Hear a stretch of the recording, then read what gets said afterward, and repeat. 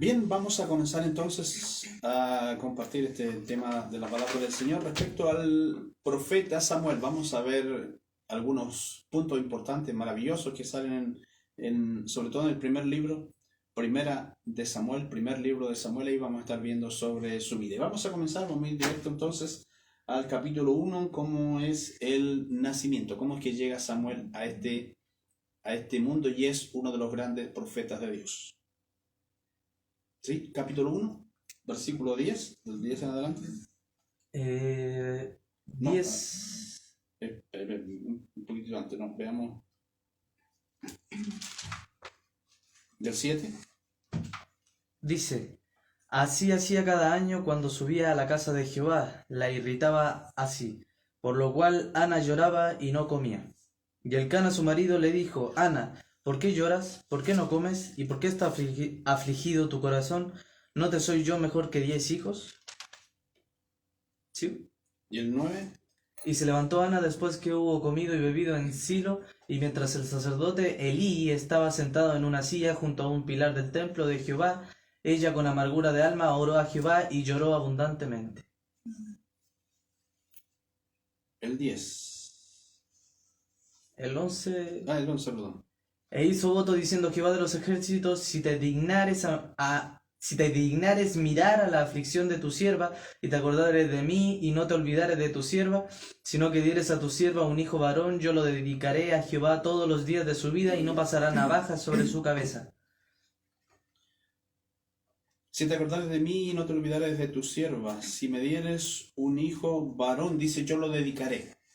Ana era una de las dos esposas de Elcana, Ana y Penina.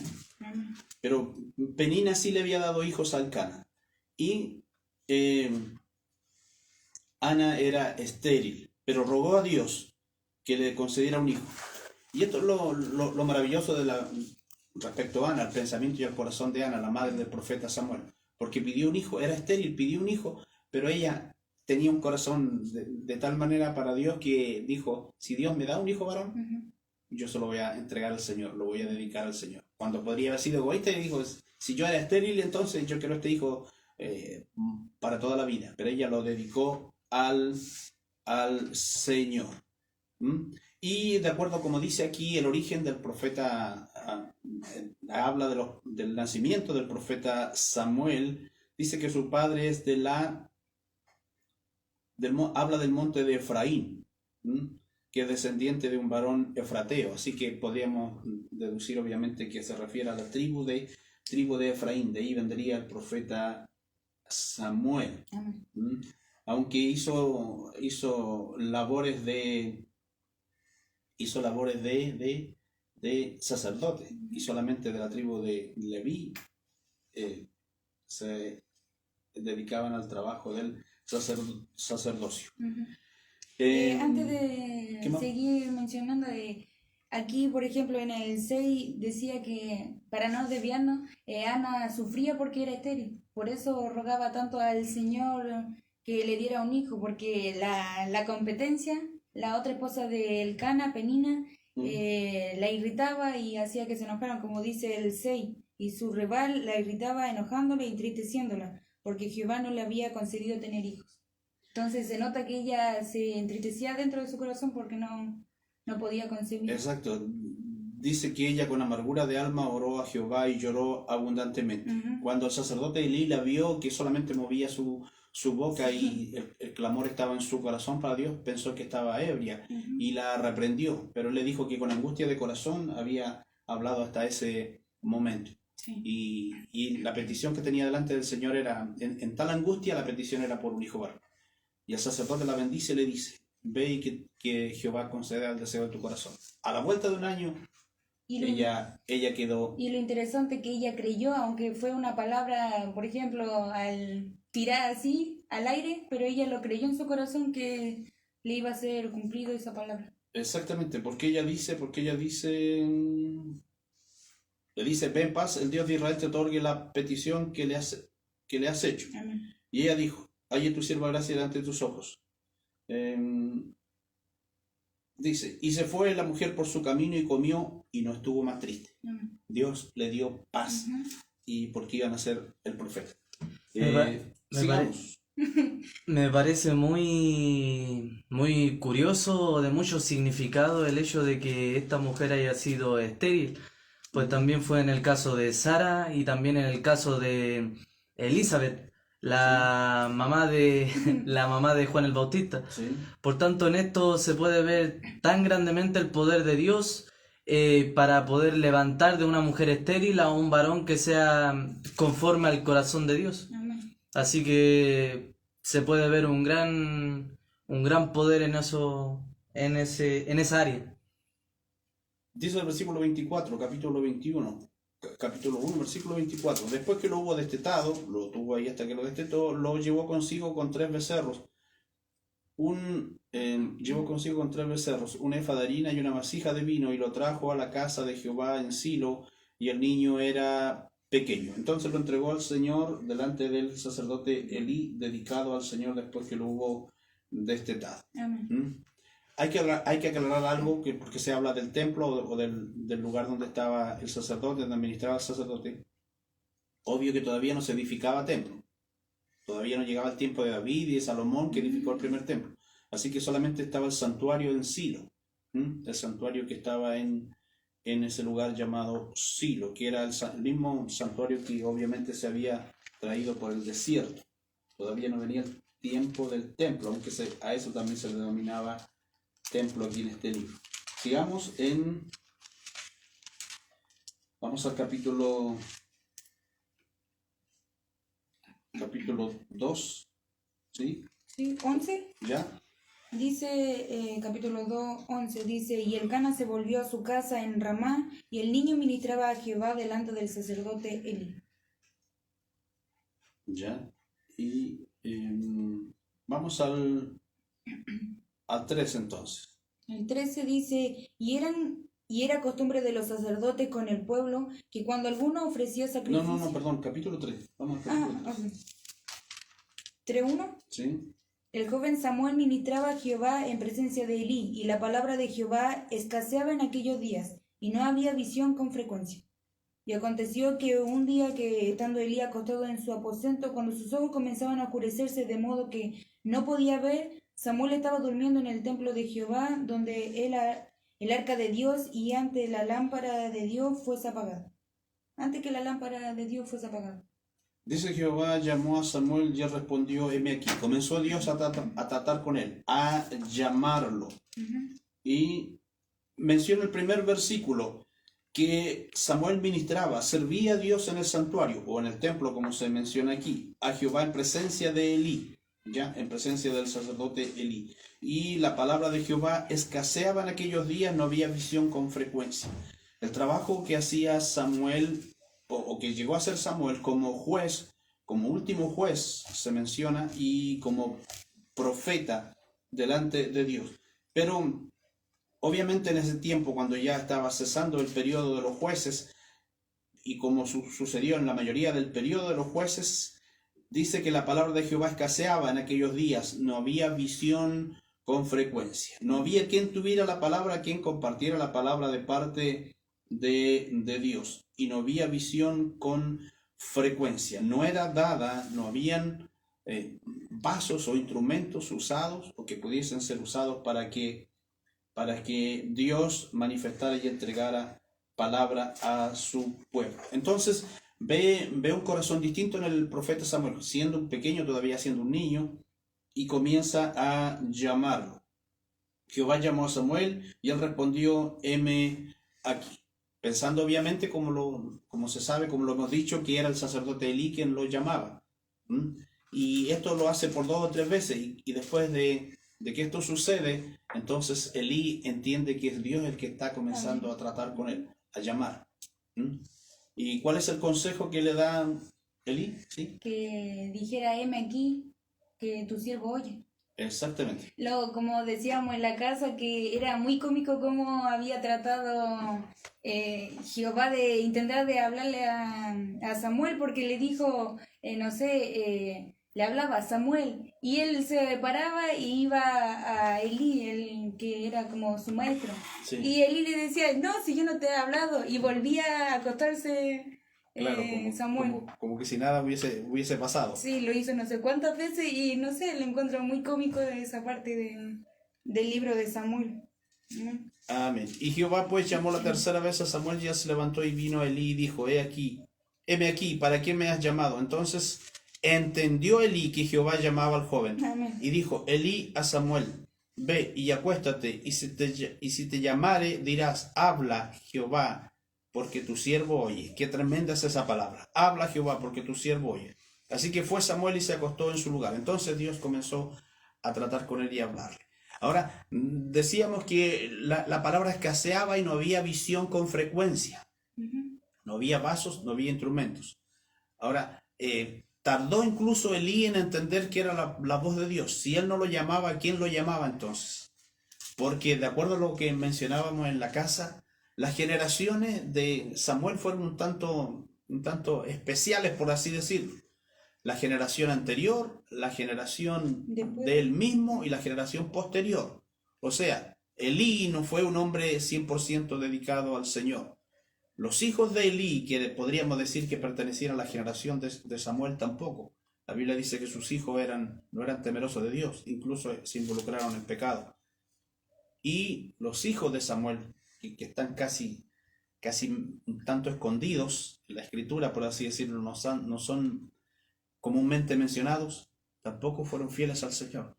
O sea que la generación anterior, los que estuvieron durante su tiempo, y la generación posterior, no fueron fieles a Dios como lo fue toda la vida y toda la obra del profeta Samuel. Amén. Podemos subrayar alto ahí con respecto a la escasez de palabras solamente por el hecho de que no se busca el rostro de Dios.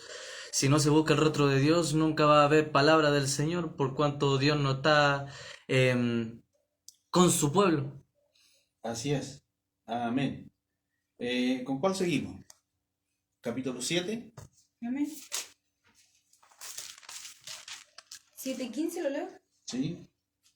Dice No, 7. Sí, 7:15, perdón, 7:15. Y dice, y jugó Samuel a Israel todo el tiempo que vivió, y todos los años iba y daba vuelta a Betel, a Gilgal y a Mizpa, y juzgaba a Israel en todos estos lugares. Después volvió a Rama, porque allí estaba su casa, y allí juzgaba a Israel, y edificó allí un altar a Jehová. Aquí se manifiesta, como decíamos, conocemos siempre a Samuel, mencionamos siempre a Samuel como profeta, pero aquí dice que juzgó, hizo trabajo de juez, el último juez. Juzgó Samuel a Israel todo el tiempo que vivió. Y todos los años iba y daba vuelta a Betel, a Gilgal y a Mizpa, y juzgaba a Israel en todos estos lugares. Esto es más o menos como el centro del territorio de Israel. En la zona central del territorio de Israel. Después volvía a Ramá, porque allí estaba su casa, y allí juzgaba a Israel, y edificó allí un altar a Jehová. Ahí se puede mencionar por qué lo juzgó por mucho tiempo, porque en ese tiempo Israel no tenía rey, ya que había salido de Egipto, si no me equivoco, y lo juzgaba él mientras que no tenían un rey, porque el Señor los protegía en ese entonces. Exactamente. Después ya de terminado el periodo, de los jueces. Vamos a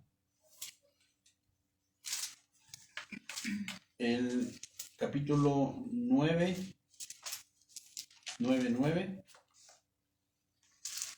versículo 9. Dice, antiguamente en Israel cualquiera que iba a consultar a Dios decía así, venid y vamos al vidente, porque al que hoy se llama profeta, entonces se le llamaba vidente. ¿Y 19? Y el 14. Ellos entonces subieron a la ciudad, y cuando estuvieron en medio de ella, he aquí Samuel venía hacia ellos para subir al lugar santo. Al lugar alto, perdón. Al lugar alto.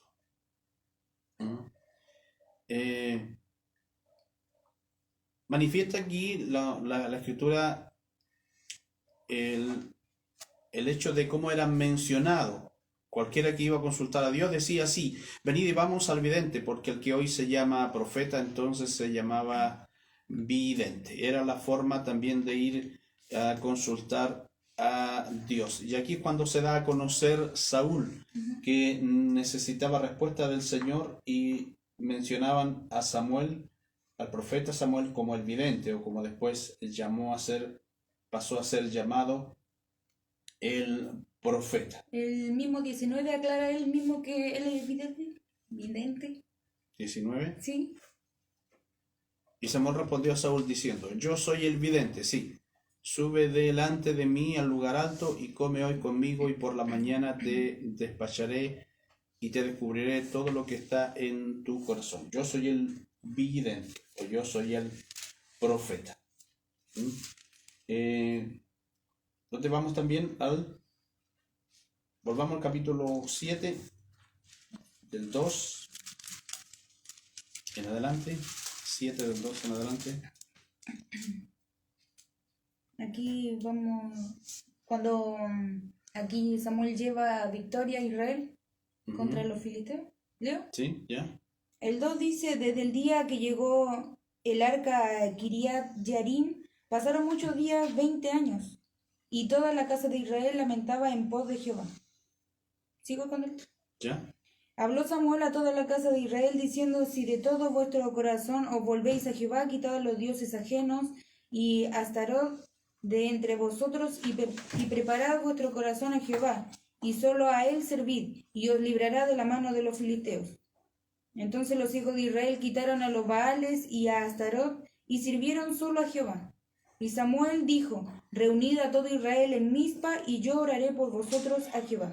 Y se reunieron en Mizpa, y sacaron agua, y la derramaron delante de Jehová, y ayunaron aquel día, y dijeron allí: contra Jehová hemos pecado. Y juzgó Samuel a los hijos de Israel en Mizpa. ¿Sigo? Sí, sí. Cuando oyeron los filisteos que los hijos de Israel estaban reunidos en Mizpa, subieron los príncipes de los filisteos contra Israel, y al oír esto los hijos de Israel tuvieron temor de los filisteos. Entonces dijeron los hijos de Israel a Samuel: no ceses de clamar por nosotros a Jehová nuestro Dios, para que nos guarde de la mano de los filisteos. Y Samuel tomó un cordero de leche y lo sacrificó entero en holocausto a Jehová. Y clamó Samuel a Jehová por Israel, y Jehová le oyó. Y aconteció que mientras Samuel sacrificaba el holocausto, los filisteos llegaron para pelear con los hijos de Israel, mas Jehová tronó aquel día con gran estruendo sobre los filisteos, y los atemorizó, y fueron vencidos delante de Israel. Amén. Amén. Y ahí, como juez, como dirigente, como profeta del pueblo de Israel, da Dios la victoria a través de Samuel, del profeta Samuel, diciéndole al pueblo de Israel que no cesara de clamar por Israel, porque obviamente Dios oía la voz del profeta y les dio victoria, en este caso contra los filisteos. Aquí más adelante en el versículo 2 habla referente a Ebenezer, luego de la victoria, dice: tomó luego Samuel una piedra y la puso entre Mizpa y Sen, y le puso por nombre Ebenezer, diciendo: hasta aquí nos ayudó Jehová. La mano del Señor había sido en favor de Israel, librándolos de los filisteos, dándoles la victoria a través de la dirección de Samuel. Siempre vemos, por ejemplo, a través de la escritura, el caso de David. David, varón de guerra, y tenía valientes, y tenía los valientes de David, y tenía un ejército, y era hombre de guerra y bien armado, y donde quiera que iba, Dios le daba victoria, dice la Biblia. La Biblia habla también de Josué, de cómo Dios le dio la fuerza y la capacidad para vencer a 31 reyes, dice la escritura. Pero Samuel no era varón de guerra. Samuel era profeta, Samuel era hombre de Dios, hombre de oración, y a través de esa búsqueda del Señor, como un hombre de Dios, como alguien que clamaba y buscaba al Señor y Dios le oía, le daba victoria en su petición. Siempre decimos que Dios honra, que Dios usa, que Dios levanta con quien Él tiene propósitos y planes. Usó a Josué, usó a David y a otros con el poderío de las armas. Pero le dio victoria en la guerra también al pueblo de Israel usando al profeta, al vidente Samuel, al juez, al último juez, Samuel, y de alguna manera como sacerdote, también trabajo de sacerdote que hacía por el clamor, por la oración que había en Samuel. ¿Sí? La palabra de Dios hasta hoy en día nos habla concretamente de que la guerra solamente se puede ganar con Dios a nuestro lado, con Dios a nuestro frente, con Dios a Amén. nuestro atrás y con nuestro costado contrario. Sí. Solamente Dios nos puede hacer vencer la guerra. Por tanto, como digo, nos habla hoy en estos momentos para que nosotros quitemos todo lo que va en contra de Dios y pongamos a Dios principalmente en nuestras vidas para poder seguir ganando la guerra, Sí. que refiere a la vida misma. Respecto a eso mismo, a eso mismo que estamos mencionando de la victoria y del clamor de parte de Dios, leamos el capítulo 3, versículo 19. 3:19. Dice, y Samuel creció y Jehová estaba con él y no dejó caer a tierra ninguna de sus palabras. Amén. El primer versículo del capítulo 3 que habíamos mencionado anteriormente era respecto a la palabra. No había, la palabra escaseaba, no había visión con frecuencia. En aquellos días, en un periodo terrible del término del periodo de los jueces. Pero con Samuel sucede algo que nos llama la atención y siempre lo mencionamos. Y Samuel creció y Jehová estaba con él y no dejó caer a tierra ninguna de sus palabras.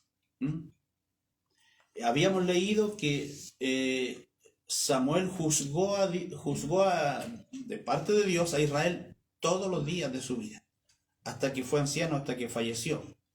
Juzgó como un hombre fiel, como un hombre, e Israel le temía y le respetaba, porque obviamente era un hombre de Dios, íntegro. Ahora, aquí dice que Samuel creció y Jehová estaba con él. Ya dejó de ser niño, comenzó a desarrollarse como hombre y Dios estaba con él y no dejó caer a tierra ninguna de sus palabras. ¿Qué quiere decir? Que todo lo que Samuel dijo, todo lo que Samuel decía, todo lo que pronunciaba, todo lo que profetizaba, se cumplía. ¿Por qué?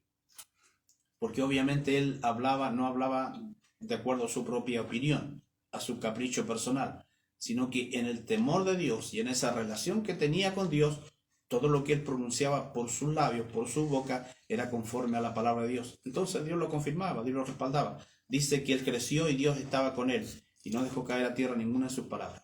Lo que Samuel decía, Dios lo hacía, porque él lo pronunciaba en el temor y en la voluntad del Señor, como un juez y como un profeta fiel a Dios. Los judíos comentan con respecto a la ley y con respecto a los profetas que son libros que pueden cambiar la vida por cuanto es palabra de Dios, que puede dar enseñanza con respecto a una forma de vivir. Y aquí en este aspecto nos habla con respecto lo leo, dice, y Samuel creció y Jehová estaba con él y no dejó caer a tierra ninguna de sus palabras. Y nosotros, como habíamos también comentado con respecto a este versículo en programas anteriores, no era por solamente las palabras que salían de la boca de Samuel, sino porque Samuel hablaba las palabras de Dios tal cual como Dios quería. Por tanto, solamente podemos entender que lo que Dios nos quiere decir es que nos aferremos a su palabra y a su voluntad para que nosotros estemos bajo su perfecta voluntad, específicamente hablando. Amén, amén, amén. Vamos al capítulo 12. Aquí hay algo que enfrenta Samuel. 12. Leamos algunos versículos del capítulo 12. Del 1 en adelante. ¿Sí? Dice, nos dijo Samuel a todo Israel, he aquí yo he oído vuestra voz en cuanto me habéis dicho y os he puesto rey. Ahora pues he aquí vuestro rey va delante de vosotros. Yo soy ya viejo y lleno de canas, pero mis hijos están con vosotros y yo he andado delante de vosotros desde mi juventud hasta este día.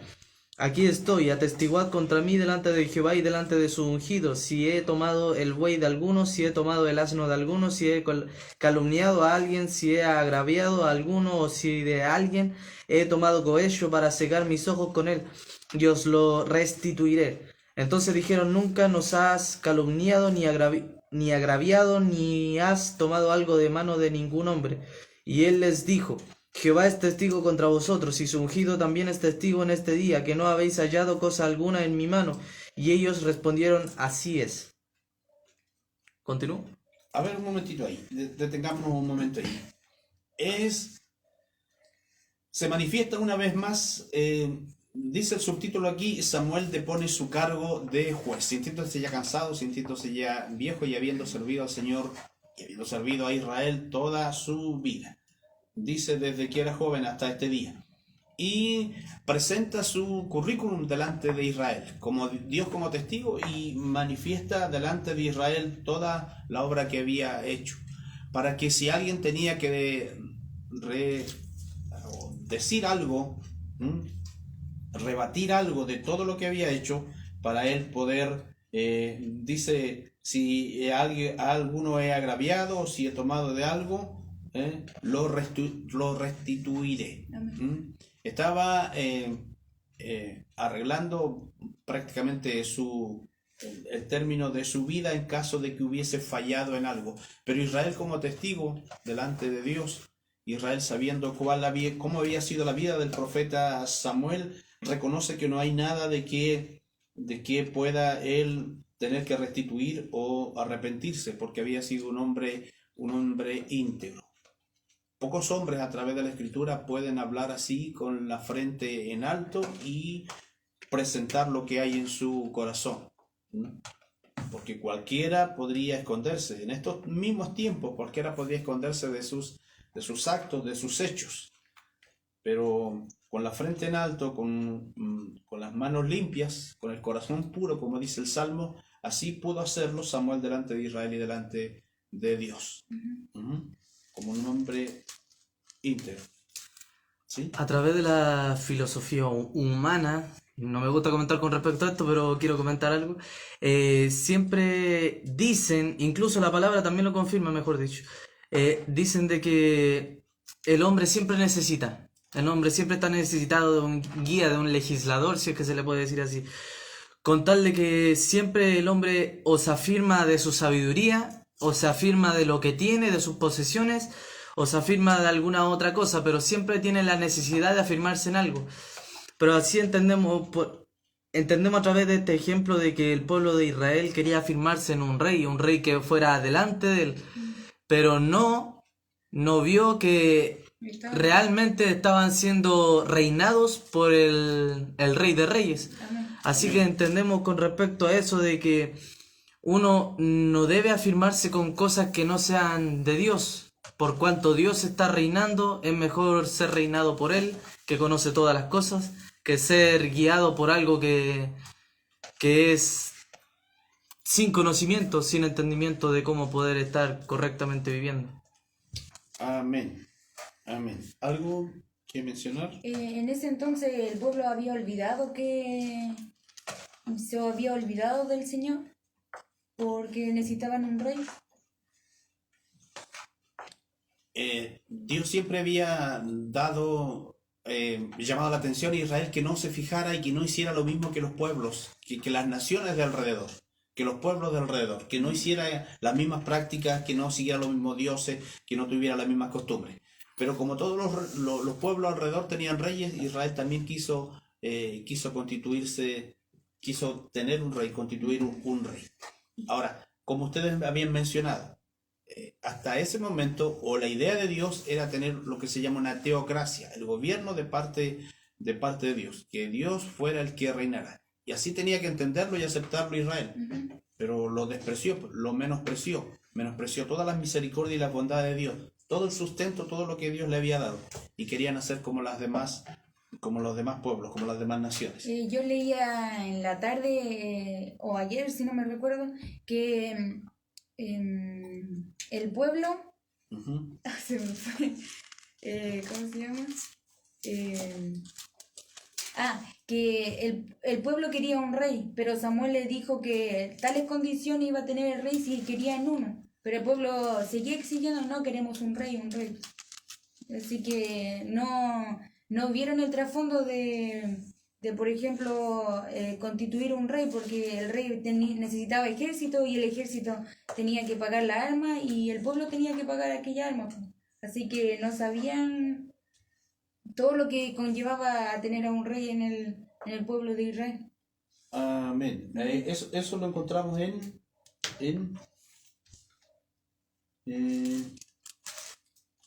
cuando hacen la petición del rey.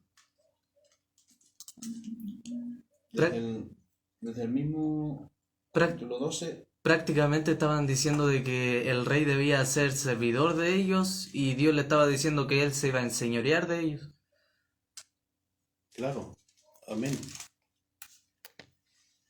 Las condiciones que iba a tener el hecho de que quien reinase sobre ellos.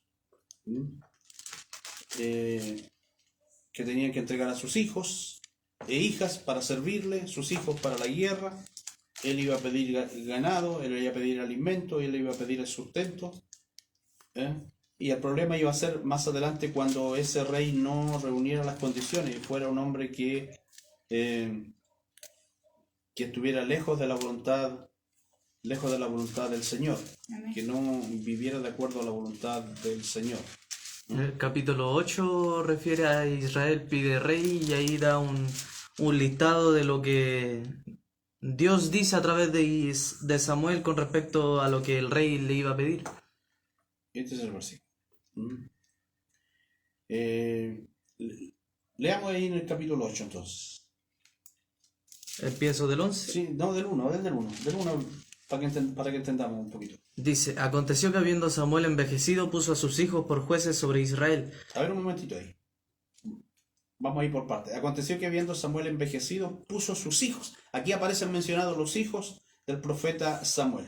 Ya los menciona. Y dice que los puso por jueces sobre Israel. ¿Ya?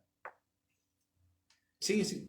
Y el nombre de su hijo primogénito fue Joel, y el nombre del segundo Abías, y eran jueces en Beerseba.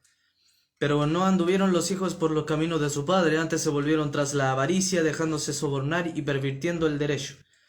A ver, detengámonos ahí nuevamente. Hablamos delante de la generación, ¿cierto? La generación anterior a Samuel, que era el profeta Elí. La generación de Samuel, por así decirlo, que eran los hijos de Elí. Y la generación posterior, que eran los hijos de Samuel. Todas estas generaciones no estuvieron en la voluntad del Señor. Elí, aunque temía al Señor, pero había cosas en las que era... Más adelante creo que decía que juzgaba a Israel. ¿Quién? Elí. Sí. Pero era, ¿cómo se dice? Pusilánime o de doble ánimo. O muy débil cuando tenía que tomar decisiones. Porque los hijos del profeta, los hijos del sacerdote Elí, estaban involucrados en pecado. Y estaban dañando a Israel. Y la Biblia dice que él no les corrigió. Incluso en lo que Dios le muestra a Samuel es eso, sucede eso. De que solamente le decía, oh hijo mío, eso no se tiene que hacer, eso es malo lo que están haciendo, es pecado lo que están haciendo. Pero no lo arrepentía, no les ponía castigo, sino que era como permisivo con el pecado que estaban cometiendo sus hijos. ¿Ya? Y haciendo pecar a las hijas de Israel. ¿Ya? Sí, porque creo que el pueblo todo lo sabía. Exactamente. Y él hacía oídos sordos de lo que el pueblo... Entonces, a diferencia de Samuel, Elí no era un hombre íntegro y sus hijos mucho menos. Y aquí ahora aparecen también mencionados los hijos del profeta Samuel, que no son tan nombrados. Joel y Abías. Joel y Abías. Ya, el versículo 3. Pero no anduvieron los hijos por los caminos de su padre, antes se volvieron tras la avaricia, dejándose sobornar y pervirtiendo el derecho. Muy similar a lo que sucedía también con los hijos de Elí. El 4. Entonces todos los ancianos de Israel se juntaron y vinieron a Ramá para ver a Samuel. Ya. Sigue. Y le dijeron, he aquí tú has envejecido y tus hijos no andan en tus caminos, por tanto constitúyenos ahora un rey que nos juzgue como tienen todas las naciones. Pero no agradó a Samuel esta palabra que dijeron, danos un rey que nos juzgue. Y Samuel oró a Jehová. Y dijo Jehová a Samuel, oye la voz del pueblo en todo lo que te digan, porque no te han desechado a ti, sino a mí me han desechado, para que no reines sobre ellos. Detengámonos ahí en el versículo 7. Dios le responde, ya, los ancianos le piden un rey, como todas las naciones. Pero había otra intención, no era solamente el hecho de que vieran que había habido error quizá en Elí o en los hijos de Elí y ahora en los hijos de Samuel, aunque vieron la integridad toda la vida de Samuel. Los largos años que vivió Samuel vieron integridad en su vida, pero y que era un hombre de Dios y que Dios estaba con él y que no dejó caer a tierra ninguna de sus palabras. Como decía usted que era evidente y que iban a él. Exactamente, y le buscaban, pero se olvidaron de eso. Israel se olvidó de eso. O posiblemente, como sucede siempre, como la Escritura dice, se levantó una nueva generación que no había visto la obra de Samuel, no había entendido el trato de Dios con Samuel y de Samuel con Dios para beneficiar a Israel. Entonces ahora incitan a elegir a un rey, aunque aquí son mencionados, dicen los ancianos, puede haber sido los líderes. Y le dijeron, he aquí, versículo 4, los ancianos de Israel, y he aquí tú has envejecido y tus hijos no andan en tus caminos, y por tanto constitúyenos ahora un rey que nos juzgue como tienen las demás naciones. Pidieron el mismo deseo de las demás naciones. Pero dice que Samuel, siendo un hombre de Dios, no agradó esta palabra que dijeron, danos un rey que nos juzgue, y Samuel oró a Dios. Sí, ¿cuál fue la respuesta de Dios? No, ¿sí? No, pero él pensaba, Samuel, que lo estaban desechando a él, pero en realidad estaban desechando a Dios. Exacto, lo mismo que había dicho. Haber dicho, bueno, he dedicado toda mi vida al Señor y para juzgar y para bendecir a Israel, y he andado en integridad, como dice la Escritura de otros varones. Y me sacan como así. Claro, como así se olvidan de todo. Sí. Y dijo Jehová a Samuel, oye la voz del pueblo en todo lo que te digan, porque no te han desechado a ti, sino a mí me han desechado para que no reine sobre ellos.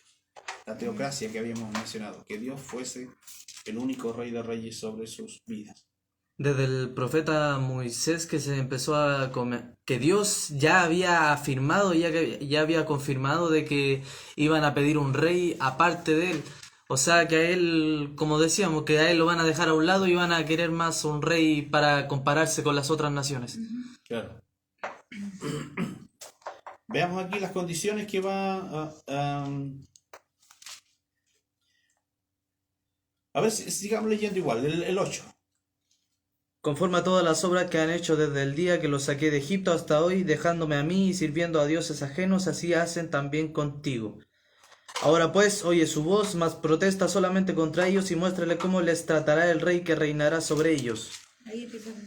Y refirió Samuel todas las palabras de Jehová al pueblo que le había pedido rey. Dijo pues, así hará el rey que reinará sobre vosotros, tomará vuestros hijos y los pondrá en sus carros y en su gente de a caballo, para que corran delante de su carro. Y nombrará para sí jefes de miles y jefes de cincuentenas, los pondrá a sí mismo a que aren sus campamentos y siguen sus mieses. Aren sus campos y siguen sus mieses y a que hagan sus armas de guerra y los pertrechos de sus carros. Tomará también a vuestras hijas para que sean perfumadoras, cocineras y amasadoras. Asimismo tomará lo mejor de vuestra tierra, de vuestras viñas y de vuestros olivares, y los dará a sus siervos. Diezmará vuestro grano y vuestras viñas para dar a sus oficiales y a sus siervos. Tomará vuestros siervos y vuestras siervas, vuestros mejores jóvenes y vuestros asnos, y con ellos hará sus obras. Diezmará también vuestros rebaños y seréis sus siervos. Y clamaréis aquel día a causa de vuestro rey que os habréis elegido, mas Jehová no os responderá en aquel día. A ver, detengámonos un momentito. En resumen de todo eso, que siempre fue una realidad en todo tiempo, y clamaréis aquel día a causa de vuestro rey que os habréis elegido, mas Jehová no responderá en aquel día. ¿Por qué? Porque si tenían a Dios como rey, si vivían a causa, digamos, usando la teocracia, por así decirlo, con Dios como rey, todos los beneficios venían de parte de Dios y toda la honra solamente para Dios. Ahora iban a elegir un rey igual que las demás naciones, y él le iba a pedir todo esto, le iba a pedir a sus jóvenes, a sus mujeres, iba a pedir su riqueza, su diezmo, su tierra, su alimento, para ser alimentado él y sus siervos. Ahora, generalmente estos reyes eran enriquecidos, lo que ha pasado hasta nuestros días, y lo que pasaba un poco tiempo atrás, unas pocas décadas o años hacia atrás, 50, 100, 200, 500 años atrás, cuando los reyes se creían dioses y decían que Dios los había puesto, y hacían y deshacían en todas las naciones de la tierra. Y se supone que donde hubo más civilización, por ejemplo, en mismo Europa, pero todo el abuso que ha habido siempre de los monarcas, toda la maldad que había en esos hombres.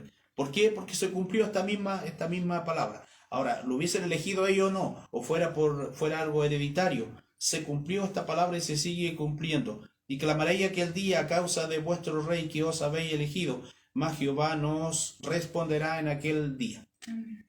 Demasiada la injusticia que sucedió en tantos lugares por aquel que se creía, que decía que era puesto por Dios, había sido puesto por Dios. En este versículo 18 dice: y clamaréis aquel día a causa de vuestro rey que os habréis elegido, mas Jehová no os responderá en aquel día. Podemos ver una división de comunión que había entre el pueblo y Dios por haber elegido un rey. Por tanto, podemos poner eso en nuestras vidas. Para hacerlo en meditación, podremos poner que hay cosas que Hay veces que Dios se va a alejar de nosotros porque nosotros estamos poniendo prioridad a cosas que son ajenas a Él, y por tanto Dios no nos va a responder conforme a nuestras oraciones. Dice un versículo en Proverbios 28:9, dice: si apartares tu oído para no oír la ley, tu oración también es abominable. Si no mal recuerdo que dice así. Con tal de que siempre el apartar la ley o apartar la palabra de Dios es alejarse de Dios mismo. Por tanto, se le pone prioridad a algo que no es la palabra del Señor principalmente. Exactamente. El hecho de quitar